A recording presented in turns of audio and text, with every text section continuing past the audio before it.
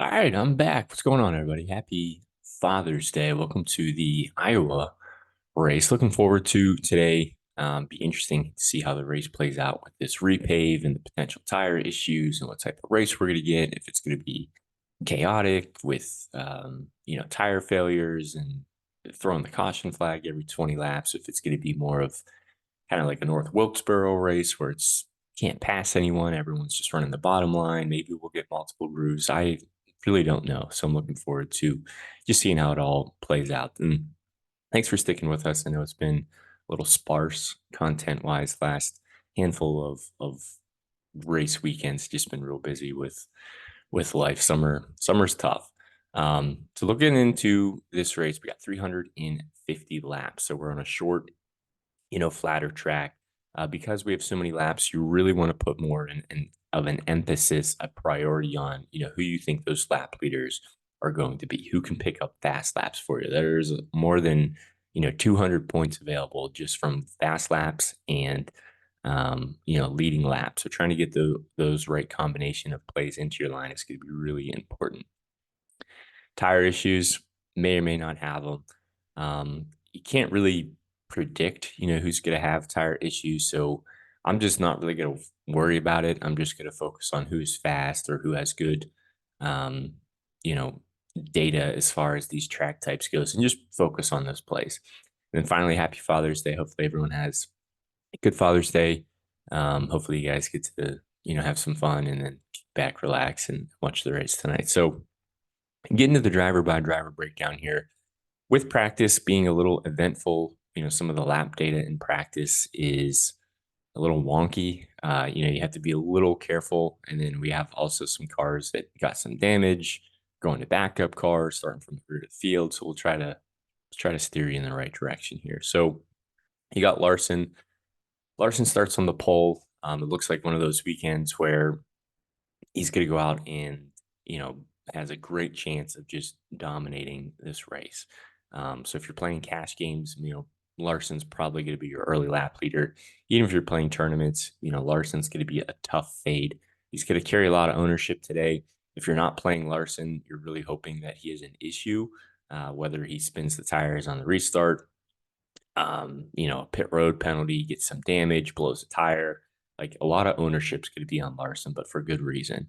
Larson has the best ability to go out there, just lead all of stage one, and probably just be a contender for the entire race. With 350 laps, he could easily score in the triple digits today if he's able to, hit that type of performance from a dominator upside. Now, Christopher Bell, we liked a lot coming into the weekend. The only issue is he was one of those drivers who had issues in practice. So he is scored from the 10th position. However, he does have to go to the rear of the field. So he will automatically start at the tail end of the field. And he has negative place differential points to start this race. Now, with it being 350 laps, I do think Bell will get back up there. He did qualify in his backup car, which still had some good speed. He still was able to qualify 10th. But that primary car he had was very, very quick. So I think it really limits his DFS ability. I think you could still play him in a scenario where, hey, I think Larson's going to be the primary lap leader. He's going to gobble up all those lap leader, dominator points. And then maybe Christopher Bell, as the race advances, works his way back up through the field and is there at the end of the race. Christopher Bell has been the best driver on these track types, so I'm not ruling him out by any means, but I'm definitely going to limit my Christopher Bell exposure after seeing he's in a backup car and having to go to the rear of the field. Um, Denny Hamlin's right there. Hamlin I think is a great option as well. I think you can pair him with Larson.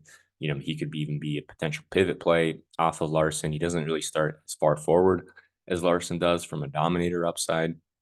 But Hamlin's been right behind Christopher Bell coming into this race weekend with really, really strong data on these track types. Hamlin's always a factor in these races. He's always up front. He's leading laps. He's getting good finishes. He's taking care of his tires. And if we do expect tire issues, I expect Hamlin to be one of the better drivers in the field, being able to, manage that fall off. So I like Danny Hamlin a lot. He also gets some place differential upside there. William Byron, I'm just really not getting to a ton today. I think he could be a lap leader in GPPs.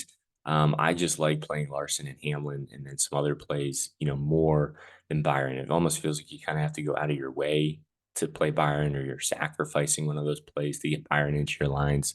So I don't dislike him by any means. I'm just really not getting there as I'm building my lines. Now Blaney almost got the pole. If Blaney was on the pole, I think we would see his ownership, be higher.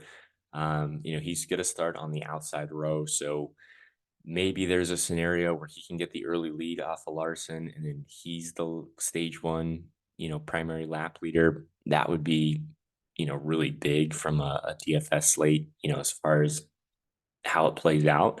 So he's a good contrarian, pivot option off of Larson, or if Larson has an issue, Blaney's right there to take advantage of it. So I'm still getting the Blaney in some lines. I probably wouldn't play Larson and Blaney together, but you certainly could if you think those are going to be the two primary lap leaders. Like, again, you just want to focus on who do you think the primary lap leaders are going to be, get them in there, and then try to build out the rest of your lines with some of these more, I don't say obvious, but some of these, place differential upside plays. One of those place differential upside plays is going to be Martin Truex Jr. The concern with Truex is just how slow he was. So very, very slow in practice, and figured, hey, come qualifying, he should be fine. He goes out there for qualifying and, excuse me, starts 31st. So not ideal if you're Martin Truex. I mean, it is Martin Truex Jr. Maybe he was just taking it slower, managing his tire wear. I'm not really sure, but that speed is concerning. So I'm going to be underweight on Truex for that reason. I think his ownership's going to be very popular. I think there's some cheaper place differential plays you can lean on, but I still think Truex is going to pretty easily, be able to move forward through this field. Logano's okay, more of a tournament play. Starts 11th. I probably would rather get to Blaney just because I think Blaney has more lap leading upside. But if you can't pay up the extra $500 for Blaney, or you're just looking for more of a place differential play, I probably would go elsewhere than Logano. Keselowski's, if you're building multiple lines, I think he's a tournament, lap leading upside type of play. He's been pretty good on these track types. Starting fifth, I don't really know how much ownership he's going to see. He's one of those drivers that can probably maintain his running position for a majority of this race, clock off some fast laps, maybe finish sixth or eighth or something like that. Versus if you play Truex, who starts 31st, maybe his car really is that slow. He starts 31st and finishes 23rd or something. I'd much rather play Keselowski in that scenario. Um, a place differential play I really do like, though, is Ty Gibbs. Now, Gibbs also did not qualify well like Truex did. There's really two differences here. A, Gibbs is cheaper, and B, Gibbs had much faster times in practice. So for me, I'd rather just lean on Ty Gibbs for that reason. Just give me a little bit of salary relief. I don't think he's going to be as high owned as Truex, and he just showed more speed in practice, which is encouraging to see. Now, Tyler Reddick, I like a lot too. Kind of like Keselowski, a driver that can probably maintain and hold on to his running position throughout this race. But if we look at practice, and I know practice was a little wonky, but he was, the quickest in I think it was the 10 lap and the 15 lap averages. Pretty nice price tag, good lap leading dominator upside for a value, play in this range. It's really easy to play Reddick, with Larson, with Hamlin, with Gibbs, with Blaney. You're able to get combinations of those plays into your line. Chase Elliott, pretty much just like Keselowski, probably going to run around where he starts, going to be inside the top 10 for most of the day. Chris Buescher, kind of in that same boat, probably is going to run around where he starts for the day. I think Keselowski has the most lap leading upside of those three plays there, but I think all of them offer you great finishing point potential. I really liked Ross Chastain today.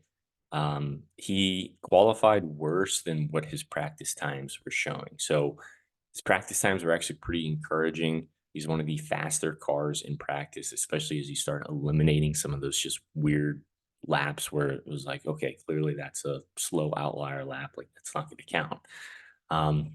So if you take some of those away, Chastain was one of the faster cars in practice. So I think he has some place differential upside today. Most likely can finish well. Kyle Busch, I'm just really not getting to. It's really not good on these track types. Starting seventh, Maybe he can maintain and hold on to his running position, but most likely he's going to drop back deeper in the field. I do like Alex Bowman, though. Alex Bowman starts 33rd, and he was one of the faster cars in practice. It's a poor qualifying effort, but really offers a lot of place differential upside. And he's only $8,000, so he's really easy to get into lines. Josh Berry starting third, probably not going to hold on to that spot. Most likely he's going to fall back. Bubba Wallace starts 16th. Decent value here, and not the best on these track types, but not terrible by any means. His practice times were a lot better compared to a lot of these other drivers he's priced around. I'm just personally having a hard time getting to the 7K range with how much I like the 8K range, and trying to be aggressive with Larson, with Hamlin, some of those plays up top. Cindric, he's one of those cars that has to go to the rear of the field, but he was pretty slow anyway, so I'm really not going to go there. Briscoe is kind of like Barry, starts up front, which is encouraging, but man, that's going to be tough to hold on for a 350 lap race, and I don't think they have the ability to get out front and lead laps. McDowell, I think, starts around where he's going to finish today. Suarez showed pretty good speed in practice. A little tough to trust starting 13th. So maybe he's more of a tournament play for that reason.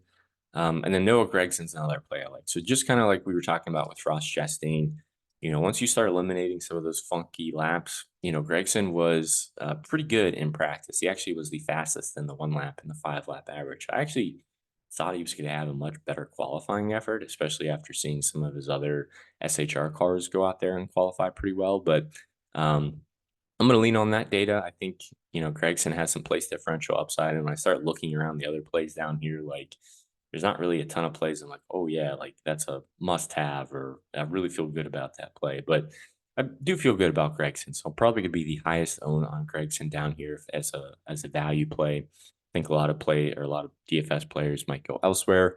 So I think he's, a nice pivot option per se as well. Gilliland starts 14th. That's a little too high for me. Carson Hocevar always starts in the 20s every single week.